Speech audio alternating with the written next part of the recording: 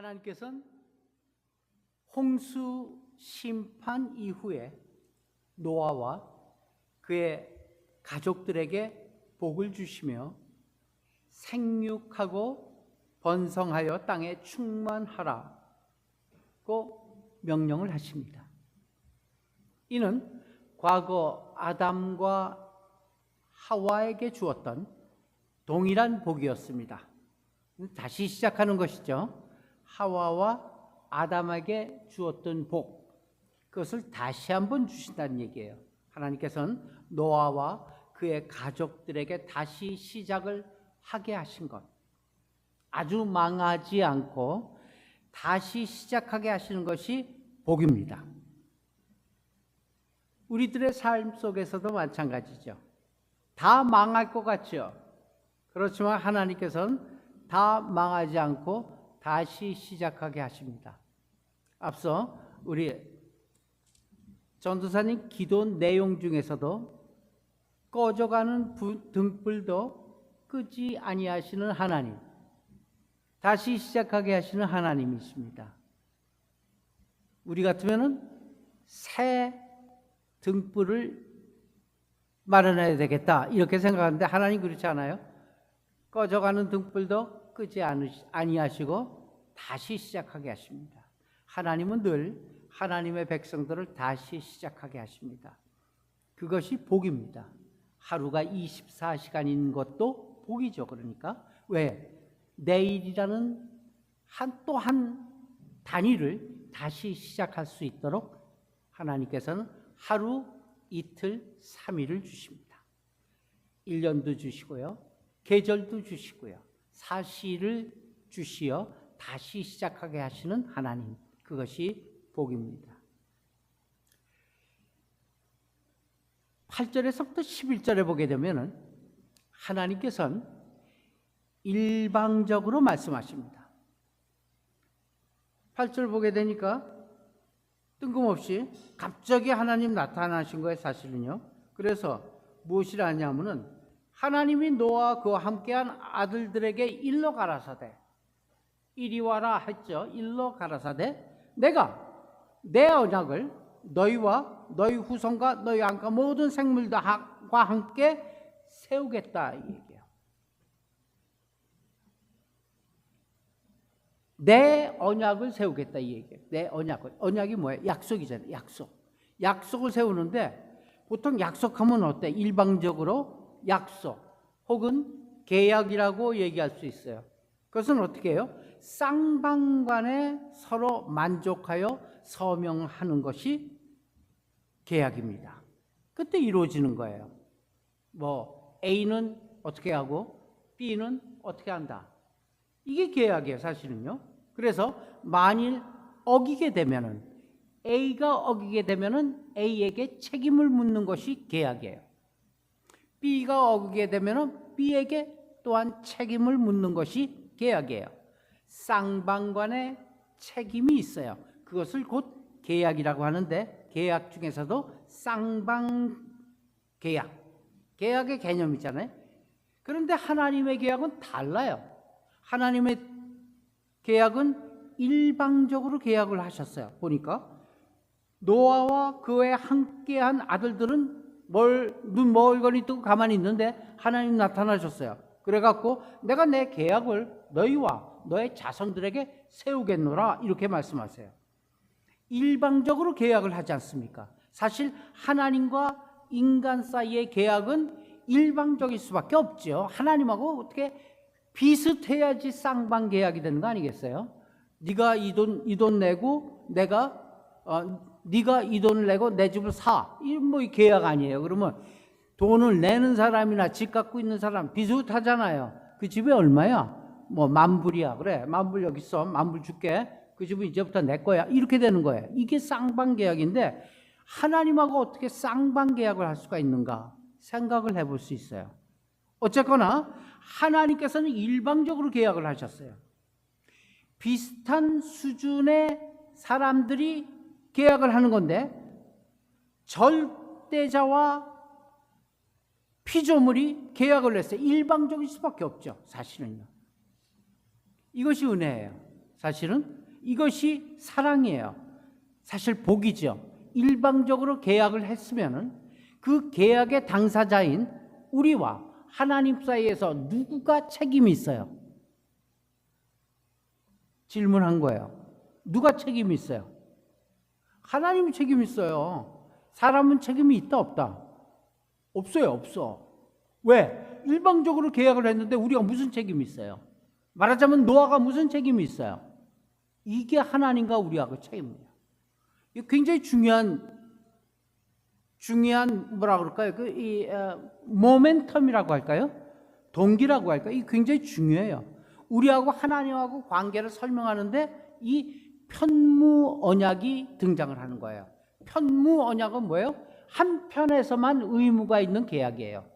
하나님이 우리를 부를 때, 하나님이 우리를 택하실 때 편무 언약이에요. 기본적으로 첫 번째 언약은 하나님과 우리와의 첫 번째 언약은 당연히 편무 언약이에요. 하나님께서 내려오셔갖고 야 아무개 너 일로 와. 넌 이제서부터 내 백성이야. 신약으로 나가서는 내 자녀야. 일방적으로 편무 언약. 예를 들자면 이런 얘기예요. 부모가 자녀를 낳습니다. 그래서 자녀를 키우게 되죠. 자녀하고 계약을 맺고 키우는 사람이 있어요? 한 사람도 없어요. 이게 하나님께서 자녀를 통하여 부모를 통하여 하나님과 우리 관계를 설명하고 있는 거예요. 그래서 하나님이 자녀를 부모 밑에서 나게 하신 것은 그게 왜 그러겠어요? 하나님께서 창세전에 우리를 택했다 그랬잖아요. 그러면 우리의 존재가 아이덴티티가 창세전에 있었다 없었다? 있었잖아요. 우리 수련회 때 다 배웠죠. 우리는 창세전서부터 택함 받아 있는 거예요. 어디 안에 있어요? 하나님 안에 속해 있었어요. 우리만 있었어요? 아니에요. 우리 자녀들도 다 있었어요. 그런데 그 하나님에 속한 우리가 다시금 하나님의 자녀가 되기 위해서 이 땅에 보내지는데 이 땅에 보내지는 거 왜 보내요? 자녀는 그냥 안에 있지? 훈련하기 위해서 다시금 새롭게 다시 빚어 만들기 위해서 하나님께서는 이 땅으로 보내요. 이 땅에 보낼 때도 마찬가지예요. 그 하나님 안에 있는 하나님의 소유 우리 자녀들을 낙하산 태워갖고 내려보낼 수도 있잖아요. 사실은요. 그 영혼들을 사람이라는 인간이라는 몸에 집어넣어서 던져버릴 수도 있잖아요. 그래서 이 땅에서 살게 할 수도 있는데 꼭 어떤 방법을 썼냐면은 부모라는 개념이 들어와서 그 부모를 통해서 이 땅에 낳게 했어요. 왜 그랬을까? 저는 이거 갖고서도 굉장히 고민했어요. 그 믿음 안으로 들어가기 위한 여러 가지 질문 중에 하나예요. 왜 하나님께서는 창세전에 나를 택하셨으면은 왜 부모라는 존재를 통하여 이 땅에 보냈을까? 궁금하잖아요. 그게 바로 부모를 통해서 누구를 보라? 하나님을 알라 이 얘기예요. 마찬가지예요. 그래서 부모를 통해서 우리가 낳죠. 하나님께서 하시는 그 일방적인 계약을 부모를 통해서 설명하면 쉽게 이해를 해요. 자녀를 계약하고 키우는 사람 어디 있어요? 부모는 조건 없이 일방적인 사랑을 베풀어요. 안 그래요? 애들 하게 되면은 사죽을 못 쓰지 않아요? 우상이잖아요. 이제는 우상이 돼버렸어요. 자기 애들을. 그런데 그 애들을 통해서 우리는 하나님을 알게 되는 거예요. 애들도 자기 부모들을 통해서 하나님을 알게 되는 것이죠. 그러한 루트, 그러한 형식을 통해서 하나님의 일방적인 사랑을 깨닫게 하고 베풀게 하는 것입니다. 하나님께서 하시는 그러한 일방적인 계약은 복입니다. 그래서 그렇죠? 그것이 은혜죠. 하나님께서는 이 노아에게 사랑과 은혜와 복된 계약을 일방적으로 다시 하십니다. 그래서 이 일방적으로 다시 하시는 이 계약 속에 책임은 누구에게 있다? 하나님께 있다. 그만큼 하나님은 우리를 사랑하고 계십니다. 그 비슷한 예가 이 구조에 비슷한 예가 신약에도 있어요. 가봅시다. 요한복음 15장 16절입니다. 한번 같이 읽을까요? 시작. 너희가 나를 택한 것이 아니요 내가 너희를 택하여 세웠나니 이는 너희로 가서 과실을 맺게 하고 또 너희 과실이 항상 있게 하여 내 이름으로 아버지께 무엇을 구하든지 다 받게 하려 함이니라. 그렇죠? 네. 신약의 표현대로 다시 한번 이 말씀을 정리한다면은 너희가 나를 택한 거 아니다 이 얘기예요. 내가 너희를 택했다 이 얘기예요. 왜? 너희가 가서 과실을 맺게 하고 또 과실이 항상 있게 해. 내 이름으로 아버지께 무엇을 구하든지 다 받게 하려 함이라. 누구 말씀이에요? 그렇죠. 예수님 말씀 혹은 하나님 말씀이라 해도 되죠. 맞습니다. 세상 사람들은 내가 사랑하기 때문에 나도 너를 사랑한다. 이 개념이 서 있어요. 안 그래요? 사랑이란 개념을 설명할 때도 그렇습니다. 내가 너를 사랑하기 때문에 너도 나를 사랑해야 돼. 이 개념에 주고받는 거예요. 사랑이라는 게. 내가 나에게 혜택을 주기 때문에 나도 너에게 혜택을 준다. 이거예요. 이것이 세상 사람들의 이론이에요. 세상 사람들이 설명하고 풀어내는 사랑의 구조예요. 주고받는 거잖아요. 그런데 하나님으로부터의 사랑은 어때요? 주고받아요? 아니에요. 일방적이에요. 일방적. 사실은 이것을 더욱더 발전시킨다면 진정 이 세상에서 A와 B의 사랑도 잘 분별해 볼 수 있어요. A가 B를 사랑해. 그렇기 때문에 B도 A를 사랑할 수밖에 없어. 이거는 일반적인 세상의 사랑인데 진정 하나님의 사람으로서 사랑을 한다면 하나님께로부터 배운 사랑이 있어요. 그것은 뭐예요? 일방적인 사랑이에요. 그가 어쨌든 간에 사랑할 수 있는 그게 참 사랑 아니겠어요? 그래서 무슨 사랑을 갖다가 여러 가지로 나눠놓고 이 헬라어에서는 구별하고 있잖아요. 맨 처음에 일반적인 친구하고의 사랑 무슨 사랑이라 그래요? 그거를 필레오 사랑이라 그래요. 친구가 이거 주고받는 거예요. 너 이만큼 줬으니까 나도 이만큼 준다. 필레오 사랑이라. 또 무슨 사랑이 있어요? 에로스 사랑. 에로스 사랑은 뭐예요? 그러면 남녀 간의 사랑. 이것도 구조로 볼 때는 똑같아요. 남녀 간의 사랑도 마찬가지예요. 너도 이만큼 줬기 때문에 나도 이만큼 준다. 이거는 사실상 세상적인 사랑이죠. 에로스 사랑도 사실상 조금 더 업그레이드 될 수가 있죠. 그가 나를 사랑 안 해도 나는 그를 사랑할 수 있어요. 이거는 이제 업그레이드 돼서 하나님 쪽으로 가까이 가는 사랑이겠죠. 또 다른 사랑 또 뭐 있죠? 뭐라고요? 다시 스토리게. 그건 무슨 사랑이에요? 설명해 보세요. 응? 네? 부모님 사랑. 일방적으로 사랑. 예, 좋아요. 그것도 또 무슨 사랑이 있어요? 아가페. 공부 많이 했어요. 그죠? 아가페 사랑 뭐예요? 그렇죠. 하나님께서 그 완전 일방적인 사랑이죠. 사람이 할 수 없는 그러한 아가페 사랑, 아가파오 사랑. 이렇게 사랑도 여러 가지 있는데 그 사랑, 그 하나의 사랑도 사실상 사랑을 승격시켜서 업그레이드 해갖고 아가파오 사랑도 만들어낼 수 있죠. 하나님께서 우리에게 하나님께 우리가 뭐 드린 거 있어요? 없어요. 사랑할 만한 가치 있어요? 없어요. 구원 받을 만한 가치가 있어요? 없어요. 내가 한 것 아무것도 없어요. 그래도 우리를 일방적으로 무조건 사랑하십니다. 무조건 사랑일까요? 무조건? 조건이 우리에게는 없지만 누구한테 있어요?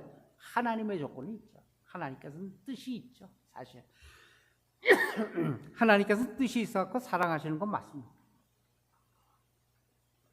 이것이 하나님의 사랑의 계약인 것입니다. 우리가 하나님을 믿는다고 하지만 사실 내가 하나님을 믿는 것이에요? 아니에요.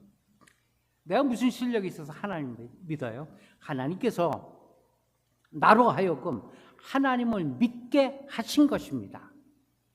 아멘 아닙니까? 아멘이에요. 네. 이게 바른 성경적인 이해입니다. 하나님께서 나로 하여금 믿게 하셨어요. 그래서 믿는 것입니다. 우리가 하나님을 위해 찬양도 하고 앞서 한 찬양은 굉장히 잘 맞았어요. 가만히 있는데도 꽉 성령의 충만함을 받게 하는 오래간만에 이 싱크로되는 찬양을 느낄 수가 있었어요. 오늘 찬양 참 귀했어요. 네, 맞아요. 하나님을 찬양 잘했습니다. 그런데 하나님을 위해 찬양도 하고 봉사도 하고 헌금도 하고 여러 가지 일해요 우리가. 그렇죠? 그렇지만 내가 하나님을 위하여 한 것만은 아니죠. 사실은요. 이미 예수 그리스도를 통해 우리는 먼저 큰 일을 이루셨습니다.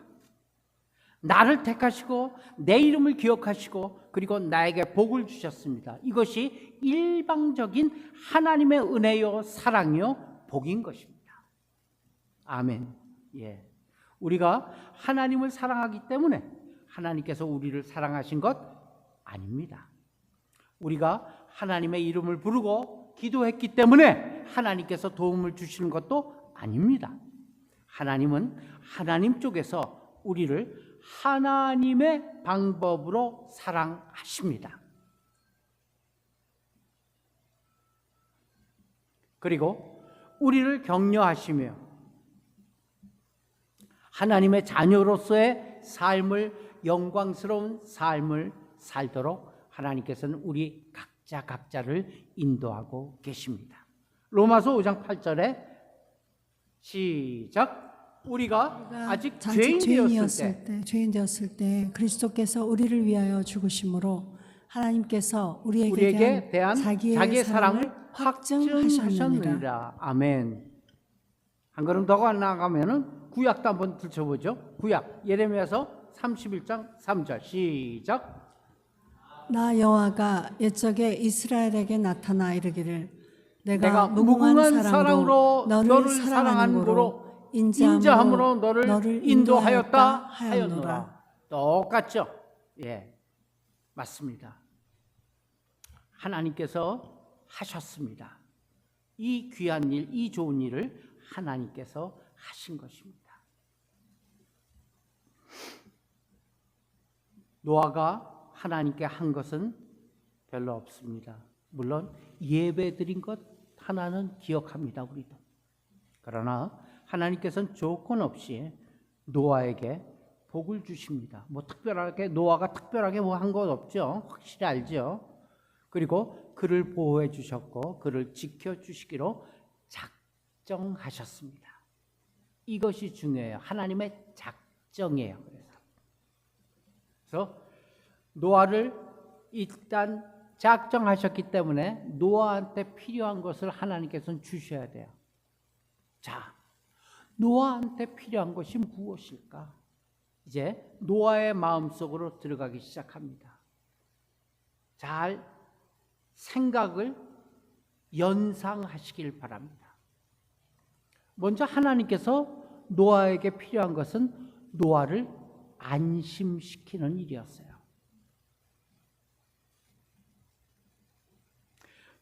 하나님께서 노아와 맺은 계약의 내용은 무엇인가? 11절에 있어요. 11절 한번 가보세요. 11절 갔다 오겠습니다. 시작. 내가 너희와 언약을 세우리니 다시는 모든 생물을 홍수로 멸하지 아니할 것이라. 땅을 침몰할 홍수가 다시 있지 아니하리라. 이 말이 왜 그렇게 중요할까요? 왜 이 말이 그렇게 중요해서 하나님께서는 노아에게 약속의 내용 속에 이 말을 썼을까? 이 말에 어떤 의미가 있기에 노아와 계약을 해야만 했을까? 하나님과 노아의 마음속에서 우리가 한번 유추해 보시길 바랍니다. 우리가 노아의 입장 한번 가봅시다. 그러면 쉽게 이해할 수 있어요. 노아와 그 가족들 그리고 각종 짐승들이 모두 방주에서 나왔습니다. 방주라는 큰 배가 한 150m 된다 그래요. 저기 리자 선교사님 배의 달인이시죠. 방주가 한 150m 된대요. 넓적하게 생겼다고 뭐 이렇게 많이 있잖아요. 요즘에 아라라산에서 발견했다고도 하고. 어쨌든 그 배를 상상해 봅시다. 그 배가 아라라산이라는 높은 산에 지금 얹혔어요. 배가 산 꼭대기에 얹힌 거예요. 그 배 밑바닥이 드러났어요. 점점 땅이 드러나기 시작하죠. 그럼 아라라산 꼭대기서부터 물이 빠지기 시작하는 거예요. 그래서 묻이 드러나니까 각종 짐승들이 방주에서 모두 나와요. 그들이 첫 번째로 목격한 세상은 어떤 세상이었을까? 어때요? 여기에 한 3년 전, 4년 전에 핥히고 간 거 있죠? 뭐였죠? 그게? 할비. 할비가 지나가고 난 다음에 물에 잠겼던 부분이 어떻게 드러나요? 폐허죠, 폐허. 물에 잠겼다가 그 물 빠지면은 기가 막혀요, 사실.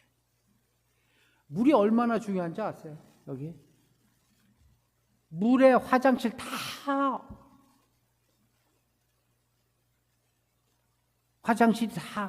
물 위로 다 새 나오잖아요. 기가 막혀요. 저기 우리 박 집사가 요 몇 달 전에도 어디 물 빠진데 물에 잠긴 데 갔다 왔죠. 거기 어디예요? 뭐 발음이 잘 안 돼요, 저는. 거기가 며칠 동안 물에 잠겨 있댔어요. 대강 2주 정도. 거기 가서 그 복구하는데 또 부름 받아서 나선이 몸 거기 갔다 왔거든요. 그때 사진을 보내오는데 다 이제 죽은 사람 찾는 사진들이에요. 이렇게 무슨 뭐 리본 걸어놓고, 야, 폐허더라고요. 잔인해요, 물이. 사실 불보다 물이 더 잔인합니다. 2주간 물에 잠겼던데 기가 막혀요. 다 범벅이죠. 자, 집, 논, 밭, 먹을 것 전혀 없어요. 처참하고 상상할 수 없는 폐허예요. 무려 150일간 물에 잠겼댔습니다. 150일간. 반년간? 150일은 얼마큼인가? 3, 5, 15. 5개월간. 이야. 그래서 지금 물에 빠져, 그게 물속에 있다가 나온 그런 이 모습들이 지금 그랜드 캐년이니 다 거기에 지층들이 막 휘어진 그 모습이 바로 물에 잠겼기 때문에 그런 거예요. 거기는요, 가이거 계수기가 연도 측정이 안 돼요. 물속에 150일 있었기 때문에. 그래서 여기에서 뭐 몇십만 년, 뭐 몇억 년 얘기가 거기서 나오는 거예요. 사실은요. 그 수마가 핥힌 그리고 삼킨 땅에서 노아가 그 가족들이 무엇을 느꼈을까 한번 상상해 보시길 바랍니다. 우리가 지금 물 빠진 그 첫 바닥에 섰어요. 지금 저쪽에는 물이 아직도 찰랑찰랑 거리고 있는데 뭘 느끼겠어요? 집을 짓겠다든 혹은 농사를 짓겠다든지 미래의 꿈을 갖는 것이 가능했을까? 전혀. 좌절과 절망뿐이었을 것입니다. 그네들 8명이 나왔을 때 어디서부터 어떻게 시작해야 될지 상상이 갑니까? 그 폐허에서 어떻게 살아가야 될지 노아가 그리고 그의 가족들이 갖고 있었던 마음이 뭘까요? 두려움입니다. 두려움. 그때 하나님이 나타나신 거예요. 두려움이 가득 차갖고 벌벌 떨고 있었을 거예요, 사실. 그러면서 어떻게 할 바를 모르는 노아 가족들에게 너는 다시 할 수 있어. 내가 네게 복을 주겠다. 너는 생육하고 번성하라. 이 땅에 충만하라. 그리고 다시는 너희를 이렇게 물로 심판하지는 않을 것이다. 이렇게 말씀하시고 있는 거예요. 이것은 무엇을 의미하는 걸까? 하나님께서 노아의 가지고 있는 두려움을 없애주고자 지금 말하고 계신 거야. 우리가 먹고 입고 잠자는 일, 미래를 위한 땀과 수고의 일보다 더 중요한 일은 무엇일까? 우리가 오늘을 살아가면서 우리 마음속에 두려움을 제거하는 일일 것입니다. 대부분 현대인들 두려움에 사로잡혀 있는 게 사실이죠. 병에 걸리면요, 우리처럼 이제 나이 들게 되면은 병에 걸리면 곧바로 죽음에 대한 두려움이 찾아와요. 사실 사업에 실패를 했다 손칩시다. 어때요? 두려움이 있죠. 자녀가 부모 뜻대로 자라지 않고 제멋대로 자라갈 때 부모가 갖는 두려움은 또한 어때요?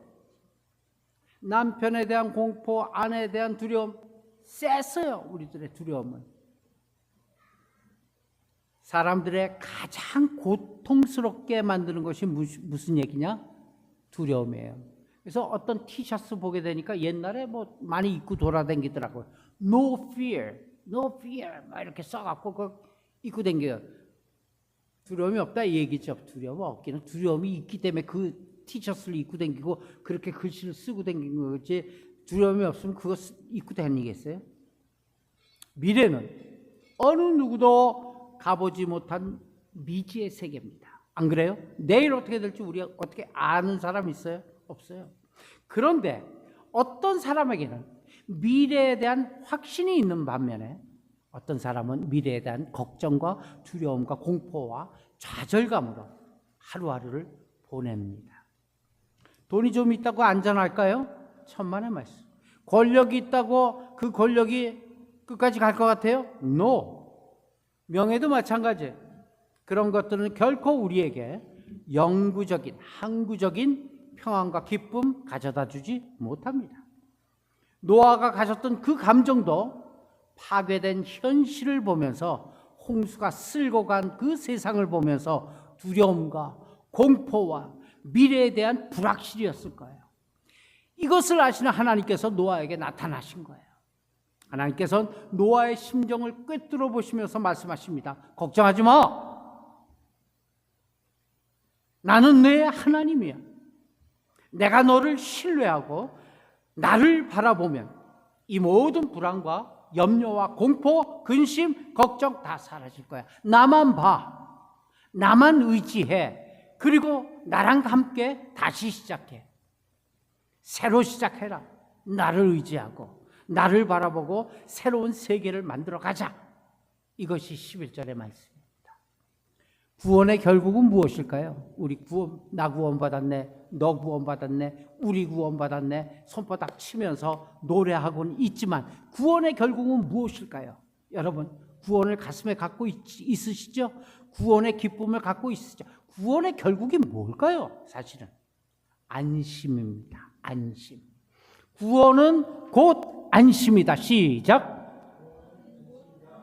예, 구원은 뭐예요? 안심이에요. 안심. 구원의 복은 뭐예요? 미래에 대해서 안심하는 게 구원이에요. 안심하시길 바랍니다. 구원받은 자는 병도 두려워하지 않아요. 아멘 하십니까? 죽음도 두려워하지 않아요. 아멘? 그냥 죽으면 돼. 왜냐? 죽으면 다시 살기 때문입니다. 아멘? 네. 구원받은 자의 특권이 뭐예요? 안심이에요. 안심. 구원받은 자의 특권은 안심이다. 시작. 안심이다. 안심이에요. 그래서 주님께서도 부활 후 제자들에게 다시 찾아와 오셔갖고 처음 얘기한 게 뭐예요? 두려워 떨고 있어. 자기가 그렇게 믿었던 그 선생, 그 선지자, 그 예수 돌아가셨거든. 부활해갖고 다시 그들을 찾고 나서 그들한테 뭐라 그래? 평안하뇨? 묻잖아요. 평안. 이것이 노아에게 필요했던 것입니다. 두려움과 공포와 절망과 좌절에서 벗어나 하나님과 함께 미래의 세계를 향하여 새롭게 시작하는 일, 그것은 안심입니다. 바로 이것은 오늘날 우리에게도 필요한 줄 믿으시길 바랍니다. 우리가 믿는 게 뭐예요? 안심이에요. 안심. 미래에 대한 자신감과 확신이 있습니까? 사후 세계에 대한 평안함이 있습니까? 믿음이 바로 이것을 가져다 주는 거예요. 뭘로 가져다 줍니까? 안심으로 가져다 주는 거예요. 구원은 우리에게 안심인 것입니다.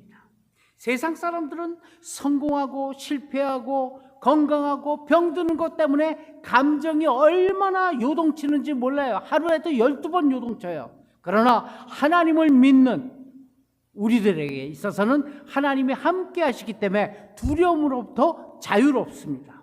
하나님은 노아와 그의 가족들의 두려움을 치유하기 시작합니다. 노아는 이 말씀을 듣고 미래에 대한 꿈이 생기기 시작하는 거예요. 왜? 하나님이 함께 계시기 때문에 안심이 가슴속에 들어오기 시작했기 때문입니다. 성경은 바로 이러한 약속의 말씀으로 가득 차 있는 것이 성경임을 깨달으시길 바랍니다. 안심입니다. 안심. 늘 의심하고 늘 불안해하고 늘 쫓기는 것 같고 늘 두려워하는 우리를 향해 하나님께서는 계속해서 용기와 믿음을 주십니다. 어디에 그런 말씀이 있습니까? 한번 가봅시다. 처음 여호수아서 한번 갑시다. 시작. 내가 시작. 아니냐 시작. 내가 내게 명한 것이 아니냐. 마음을 강하게 하고 담대히 하라. 두려워 말며 놀라지 말라. 내가 어디로 가든지 내 하나님 여호와가 너와 함께 하느니라 하시니라. 아멘. 네. 이게 여호수아뿐만입니까? 우리에겐 아닙니까? 마찬가지입니다. 내가 어디를 가든지 너와 함께 하리라. 이사야서 41장 10절 시작. 두려워 말라. 내가 너와 함께 함이니라. 놀라지 마라. 나는 내 하나님이 됨이니라. 내가 너를 굳세게 하리라. 참으로 너를 도와주리라. 참으로 나의 의로운 오른손으로 너를 붙들리라. 아멘. 요한복음 14장 27절은요. 시작. 평안을 너에게 끼치노니 곧 나의 평안을 너희에게 주노라. 내가 너희에게 주는 것은 세상이 주는 것과 같지 아니하니라. 너희는 마음에 근심도 말고 두려워하지도 말라. 아멘. 이겁니다. 그래서 믿음은 곧 뭐예요?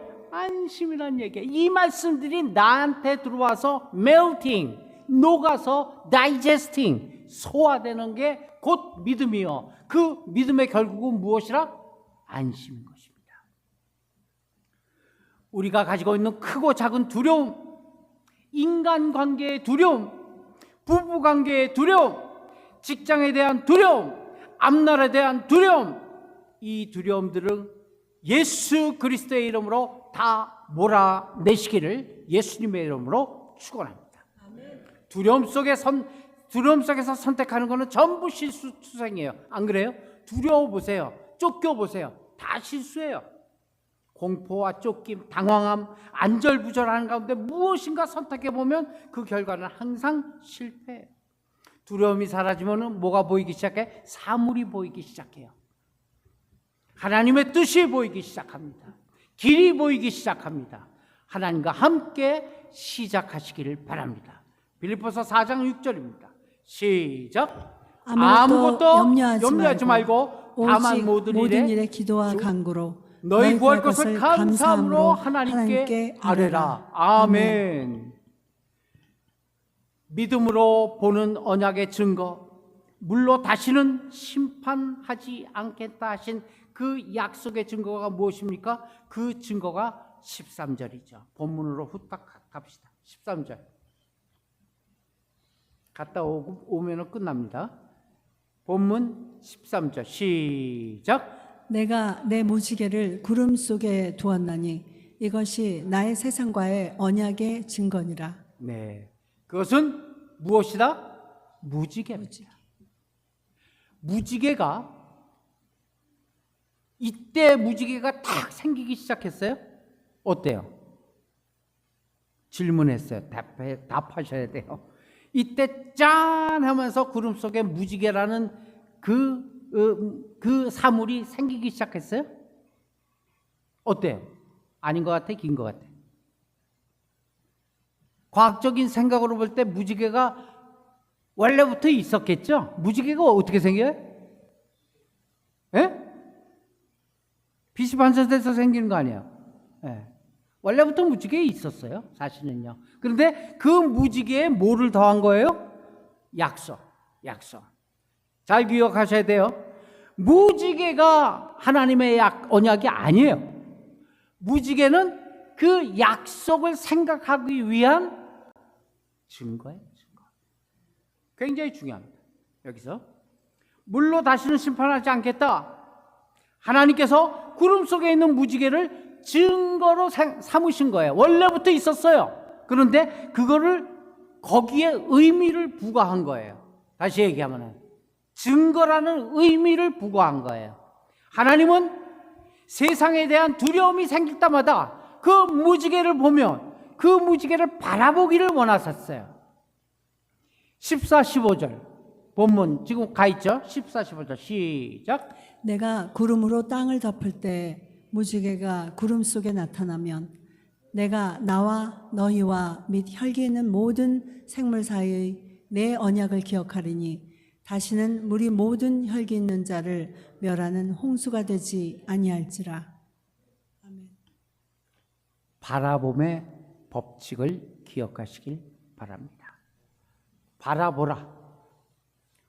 원래부터 있었던 무지개예요. 그러나 이제는 의미를 부과했어요. 무지개에 약속, 언약이라는 의미가 있기 때문에 그 무지개를 바라보면서 뭘 생각해야 돼? 하나님의 언약, 하나님의 약속을 생각해야 돼요.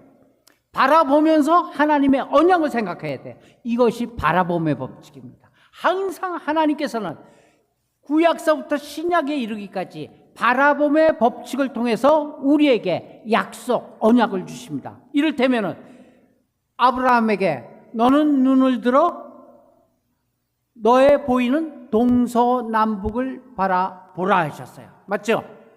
그리고서 뭐라 그래요? 하나님이 내가 보이는 땅을 내가 주리라 했어요. 자, 그럼 질문. 네가 보지 못하는 것은 주신 거예요, 안 주신 거예요? 안 주신 거예요. 그렇죠? 바라보는 만큼 주신 거예요. 이게 바라봄의 법칙이에요. 불뱀에 물려 죽게 됐어요. 다 지금 널브러져 있어요. 그때 모세를 통해서 하나님의 말씀을 하시죠. 너는 놋으로 뱀을 만들어서 장대 높이 달아놓으라. 그 놋뱀을 바라본 즉 살리라. 우스운 얘기죠. 말도 안 되는 얘기죠. 그런데 말도 안 되는 얘기를 듣고 바라본 사람들은 어떻게 됐어요? 웃기는 소리 하지 마. 내가 지금 불뱀을 물러 다 죽게 됐는데 무슨 놋뱀 바라본다고 낫겠어? 하는 사람은 어떻게 됐어요? 다 죽었어요. 무슨 법칙? 바라봄의 법칙. 꼭 기억하시길 바랍니다. 바라봄의 법칙입니다. 하나님께서는 그 바라봄의 법칙을 통해서 이적과 기사를 일으키시는 분이십니다. 왜? 그 바라보라는 순종으로 우리는 얻게 되기 때문입니다.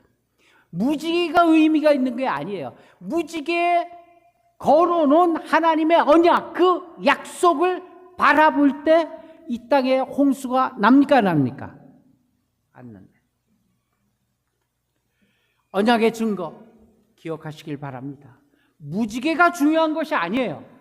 무지개 원래부터 있었어요.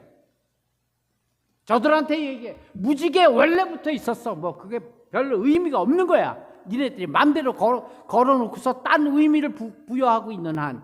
그러나 무지개에 부여한 하나님의 법을 따르는 자에게는 그 따름이, 바라봄이 효과가 있다는 사실이에요. 그게 언약의 증거예요. 그 언약의 증거라는 말이 중요하다는 얘기예요. 하나님께서는 계속해서 무지개라는 언약 증거며 내가 그 언약을 지키겠다 5번이나 오늘 본문에서 강조하고 있습니다. 믿음은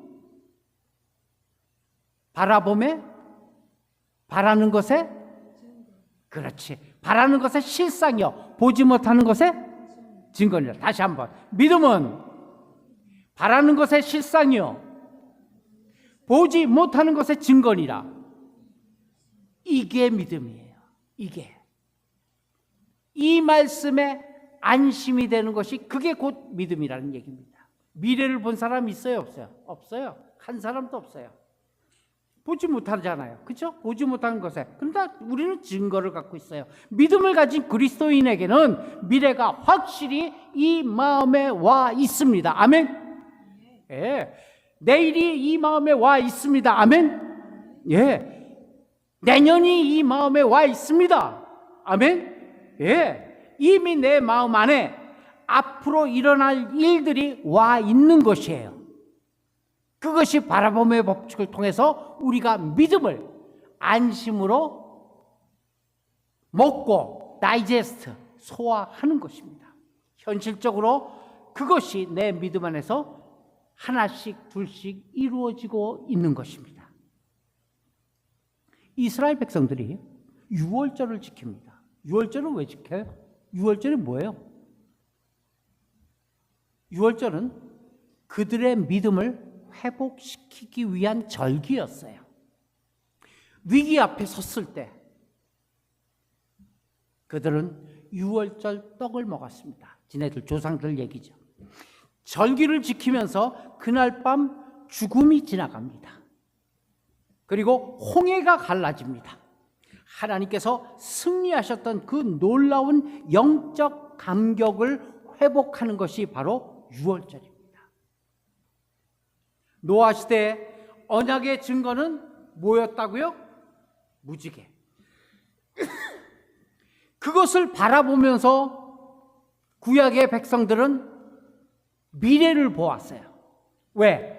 언약이기 때문에, 하나님께서 주신 언약이기 때문에 무지개를 보면서 내일을 보는 거예요. 미래를 보는 거예요. 하나님과의 약속을 기억하는 것입니다.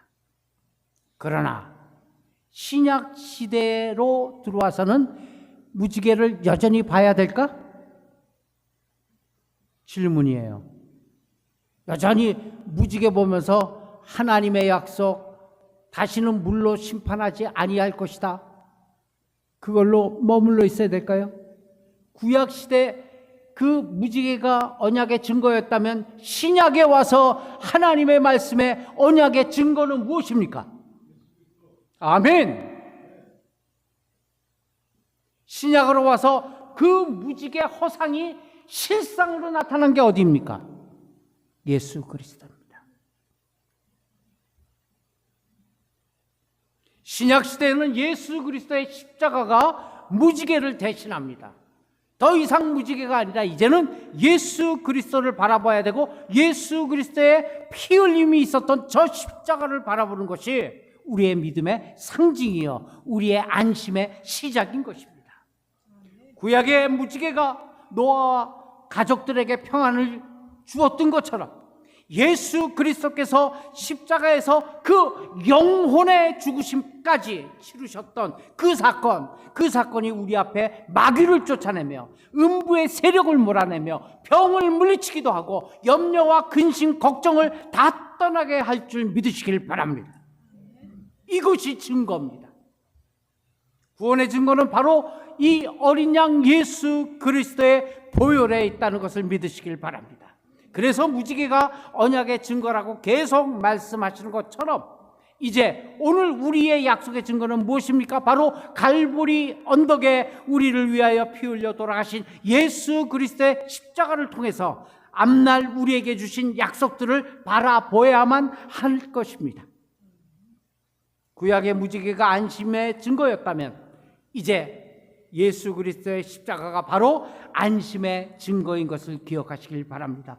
예수 그리스도의 십자가를 바라봄으로 증인이 되고 그 예수 그리스도의 능력을 모든 분에게 체험하게 될 그 예수 그리스도를 증거하고 또 우리가 외쳐 나가시기를 바랍니다. 모든 염려, 근심, 두려움 다 떠나갈 것입니다. 하나님의 평강과 그리고 하나님의 안심의 복이 우리에게 넘치시기를 예수님의 이름으로 축원합니다. 기도합시다. 구약의 무지개가 하나님의 언약의 증거였다면 그 언약의 실체이신 오늘 우리가 가슴에 품고 있는 예수 그리스도의 십자가가 안심의 증거임을 선포합니다. 예수 그리스도 십자가로 오늘을 살아가며 승리하는 우리 시온 가족 다 되시고 간절히 하나님께 바라고 또 간절히 하나님께 원합니다. 하나님의 놀라운 은혜가 우리 여기 모인 하나님의 사람들을 통해서 저 휴스턴 끝까지 하나님의 말씀으로 언약으로 약속의 증거로 나아가길 예수님의 이름으로 축원합니다. 이어서 기도합니다. 하나님 드린 예물들 받으시고 더욱더 큰 것으로 채워주시며 하나님 예물 쓰이는 곳곳마다 하나님 영광 드러나길 간절히 바라고 원하며 예수님의 이름으로 기도합니다. 아멘. 다 함께 일어서십니다.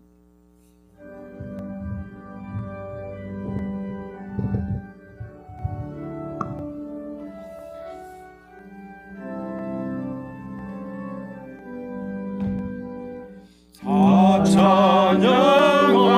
찬양하여라 전능왕 창조의 주께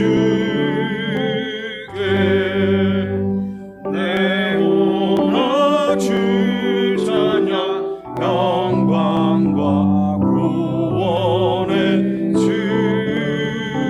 주님 성도들아 주 앞에 이제 나와 즐겁게 찬양하여라.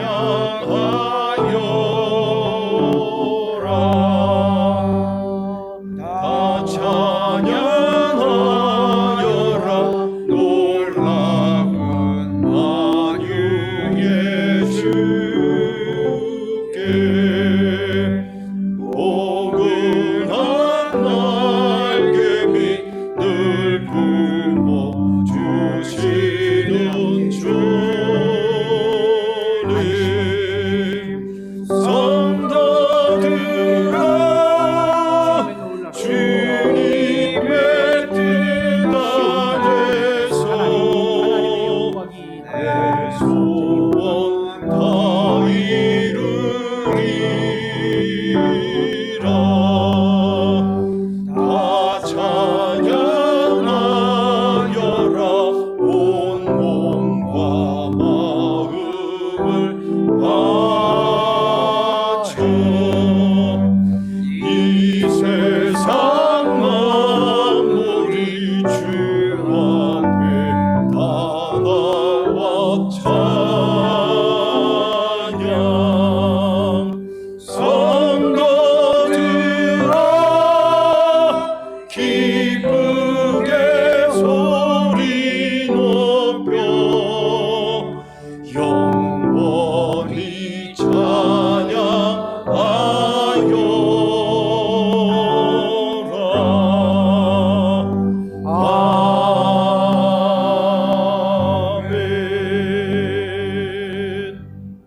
이제는 우리를 사망에서 영생으로 구원하신 우리 구주 예수 그리스도의 크고 크신 은혜와 하나님 아버지의 만극하신 사랑과 성령님의 감화 감동 교통 충만한 역사가 다시 한번 이제 예수 그리스도의 저 십자가 하나님의 약속을 바라보며 안심하며 내일을 향해 성큼 나아가는 우리 시온 가족 모두의 머리머리 위에 이제로부터 영원까지 함께 계실지어다. 아멘. 아멘.